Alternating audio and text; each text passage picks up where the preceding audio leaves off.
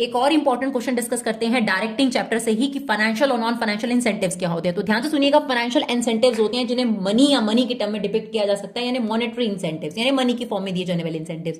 और non financial incentives क्या होते हैं? देखिए, हर इंसान जो होता है वो पैसे से ही सेटिस्फाइड नहीं होता, तो कई अदर फैक्टर्स होते हैं जैसे साइकोलॉजिकल फैक्टर, सोशल और इमोशनल फैक्टर ऑल्सो, तो उनको ध्यान में रखकर भी उसको मोटिवेट करना पड़ता है, तब हम सहारा लेते हैं as a manager non financial incentives का।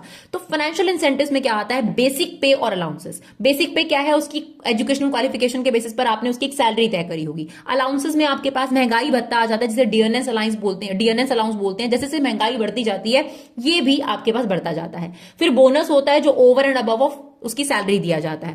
परक्यूजिट्स क्या है? फैसिलिटीज, फ्रिंज बेनिफिट्स इन्हें बोलते हैं, जैसे रहने के लिए फ्री घर दे दिया, आने जाने के लिए कैब फैसिलिटी दे दी, तो पर्क्स या फिर fringe benefits.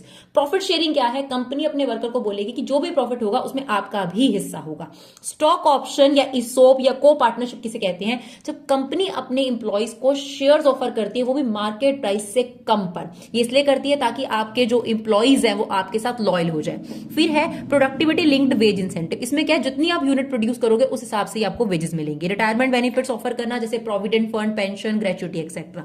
Non financial incentives काफी इंपॉर्टेंट है, जिसमें आता है इंप्लॉय रिकॉग्निशन प्रोग्राम, जिसमें आप उसे रिवॉर्ड दे रहे हो, सर्टिफिकेट्स इशू कर रहे हो, या किसी भी तरीके से कॉन्ग्रेचुलेट कर रहे हो कि आपने ये बहुत अच्छा किया। जॉब सिक्योरिटी में उसे सेफ्टी हो गई कि मुझे इस कंपनी से ये नहीं निकाला जाएगा, ये भी अपने आप में एक बहुत बड़ा मोटिवेशन होता है।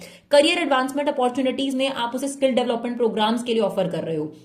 एम्प्लॉय पार्टिसिपेशन में कोई भी डिसीजन जो है वो उसके साथ मिलकर ले रहे हो, तो वो अपने आप मोटिवेट होगा काम को करने के लिए। स्टेटस में क्या है? आप उसे और रिस्पॉन्सिबिलिटीज, रैंकिंग और आप उसे अथॉरिटी दे रहे हो, तो उससे भी वो मोटिवेट होता है। जॉब एनरिचमेंट बहुत इंपॉर्टेंट है, उसे वैरायटी ऑफ टास्क लेना पसंद है, तो उसे वैरायटी ऑफ टास्क देना, कुछ नए नए चीजें करना उसके साथ। ऑर्गेनाइजेशन का क्लाइमेट भी बहुत हद तक रोल प्ले करता है कि वर्कर जो है वो मोटिवेट हो काम करने के लिए। फिर आता है इंप्लॉय एम्पावरमेंट, जिसमें हम कहते हैं कि अपने इंप्लॉइज को ऑटोनॉमी दो, फ्रीडम दो डिसीजन मेकिंग लेने के लिए।